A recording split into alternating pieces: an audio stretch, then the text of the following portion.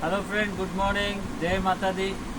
आपण royal Enfield रो कौन सी गाड़ी यूज कर कि चलाउछन्ति कि जदि चलाउछन्ति गाड़ी रो मेंटेनेंस भी दरकार, खास करी चेन रो मेंटेनेंस दरकार।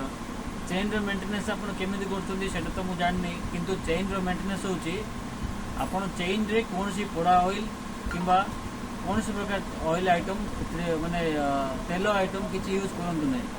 स्पेशली रॉयल इनफिल्ड गोटे तार गोटे बन चेन स्प्रे किट, छोट चेन स्प्रे किट बन जहाँकि चेन रो खास कर मेंटेनेंस जिनटा यूज कले आप चेन को स्मूथ रखे आउ भीतर रस्ट आइटम गुड़ाक अच्छी से चेन क्लीनर साहाଯ୍य झड़ी जाए।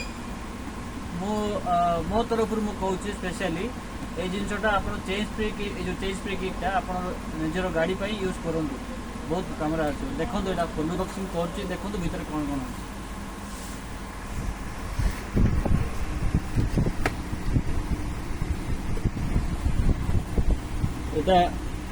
एटा हूँ चेन क्लीनर, दुईटा चेन क्लीनर दुईटा चेन क्लीनर दूची आउ गोटे chain lubricate दूची।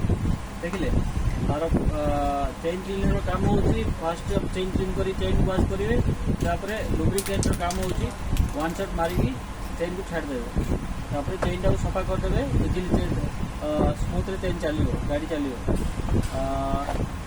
Etah are uses आपणकर गाड़ी रनिंग कंडीशन देखिकी नहीं तो 100 किलोमीटर 200 किलोमीटर आपणकर चेन रस्ट देखा जाउची, नहीं तो 1000 किलोमीटर जदि मैक्सिमम 500-600 किलोमीटर आप यूज करेंगे।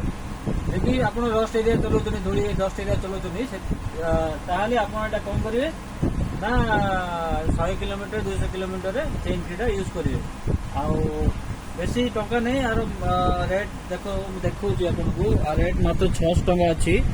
एटा नहीं कि आप यूज करेंगे निज स्पेशलिस्ट निज रॉयल एनफिल्ड गाड़ी मेंटेनेंस सब प्रकार गाड़ी सब प्रकार नहीं, रॉयल एनफिल्ड जी गाड़ी अच्छी से बनई स्पेशली यूज करते। Okay, thank you.